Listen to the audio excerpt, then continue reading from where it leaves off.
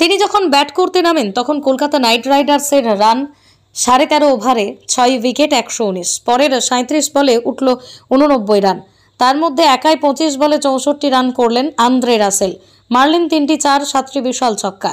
ইডেনে উঠল রাসেল ঝড়। সেই পুরনো দ্রে রাসকে দেখল কলকাতা। গত কয়েক মরশুমে ধরেই আগের বিধ্বংসী ফর্মে দেখা যাচ্ছিল না রাসেলকে। দু একটা ম্যাচে হয়তো সামান্য ঝলক দেখাচ্ছিলেন, কিন্তু একার হাতে ম্যাচের রং বদলে দিতে পারছিলেন না। এবার প্রথম ম্যাচেই সেটা করলেন তিনি। তাঁর ব্যাট থেকেই একটার পর একটা বল উড়ে গেল গ্যালারিতে। সেই সব ছক্কার তালে নাচলেন ইডেনের দর্শকরা। ভিআইপি বাক্সে থাকা শাহরুখ খানের মুখে দেখা গেল চওড়া হাসি। গতবার 14টি ম্যাচে 227 রান করেছিলেন রাসেল। তার মধ্যেই 4টি ম্যাচে 30 রানের বেশি করেছিলেন তিনি। পাঞ্জাব কিংসের বিরুদ্ধে 2টি ম্যাচে 3542, দিল্লি ক্যাপিটালসের বিরুদ্ধে 38 ও গুজরাট টাইটান্সের বিরুদ্ধে 34। একটিও অর্ধশতরান মারতে পারেননি। 20 ওভার 64 গড়ে 145.51 স্ট্রাইক রেটে রান করেছিলেন তিনি। রাসেল ফর্মে না থাকায় সমস্যায় পড়েছিল কেকেআর।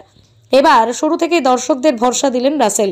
সানরাইজার্স হায়দ্রাবাদের বিরুদ্ধে প্রথম 2-3টি বল ধরে খেললেন। তারপরেই দেখা গেল পুরনো রাসেলকে। গায়ের জোরে একটার পর একটা বল বাউন্ডারিতে ফেললেন তিনি। বোলাররাও তাকে কিছুটা সুবিধা করে দিলেন। রাসেলের ব্যাটের কাছে বল ফেললেন তারা। পেসার, স্পিনার কাউকেই রেয়াত করলেন না ক্যারিবীয় ক্রিকেটার।